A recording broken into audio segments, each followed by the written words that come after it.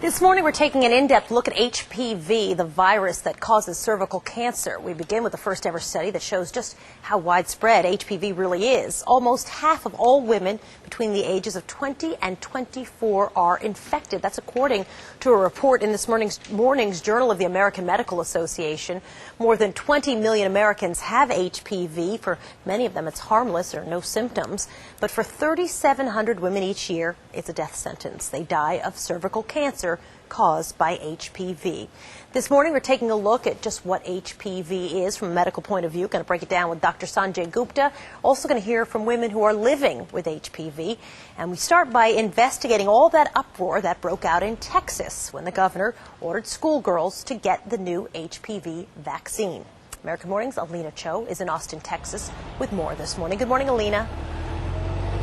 Hey there, Soledad. Good morning to you. You know, I think a lot of people want to say the debate over this HPV vaccine is about right-wing conservatives fighting with left-wing liberals, but it's actually much more complicated than that. It's pitting Republicans against Republicans, pro-family groups against the governor, and in the center of it all, the parents who say the governor has no right to manage the health of their children.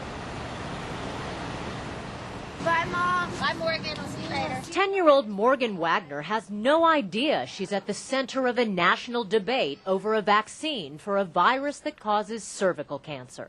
It's a disease, and you can get it from kissing and stuff like that. And she has no idea the disease is sexually transmitted, but she could soon be required to be vaccinated against the human papillomavirus, or HPV. Texas Governor Rick Perry signed an executive order mandating the vaccine for all girls entering the 6th grade. Morgan's parents are Republicans and voted for Perry twice, but say on this, the governor is wrong. It's our decision as a family.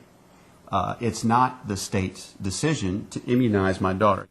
The Texas Eagle Forum is leading the charge against the vaccine, saying it contradicts the state's abstinence-only sex education policies and questioning the drug's high cost.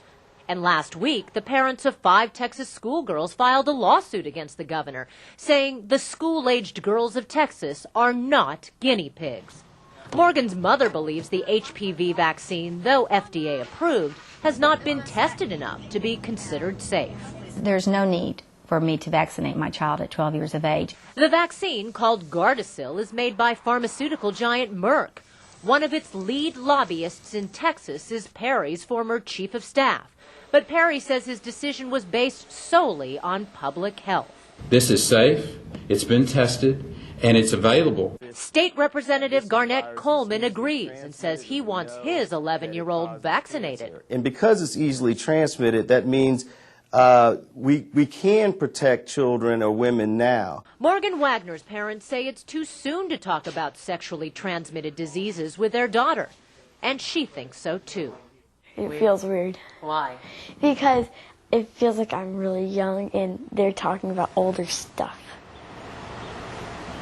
Now, if you're wondering why Texas is at the center of this debate, a couple of reasons. Number one, Texas is the first state in the nation to mandate the HPV vaccine, so that's significant. But also consider this. 3,700 women in the U.S. die each year of cervical cancer. A tenth of the victims are in Texas. That's exactly why the governor says it's important to act now.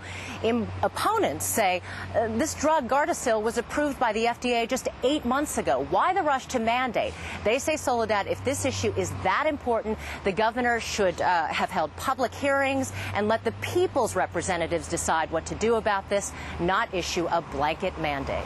So there is the blanket mandate now. Is there any chance that that blanket mandate will be repealed? And are there other bills that would maybe not mandate the vaccination but make it free, or do some things that other states have been looking into? Right, or perhaps make it voluntary. You know, a lot of people have talked about that. Right now, the state legislature has introduced 3 separate bills. One has already passed a House committee. It could pass the full House, and then the Senate. Then it goes to the governor, who likely will veto it. So there's a long fight ahead in the state capitol building right behind me, Soledad, and this debate is far from over.